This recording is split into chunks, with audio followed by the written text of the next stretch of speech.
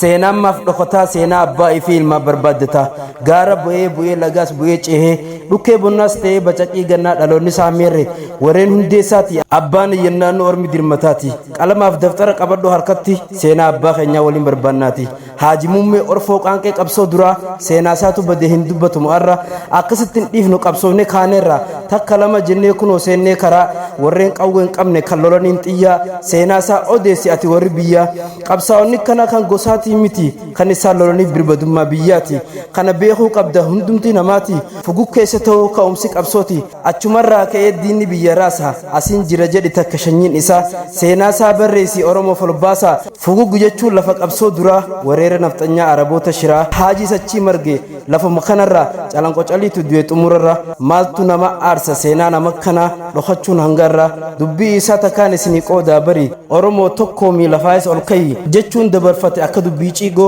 atilleen ol ka'e waliin barbaannaati seenaan nama kana baruudha qabdi biyya isaa feenaan harargeedhaa bari siidaa dhaabatu ragaa dabsite ijaarsa daboo diigaan ibsite seenaa buqqisoo wal hin alchifnu kan saani dhalteef sangaan faarsinu hayyummaa gadaa haa beeku hundi kan quban qabneetu ofoo qagandi hojjechuu malee seenaa hin hannu biyya abbaan malee haadhaan hin himnu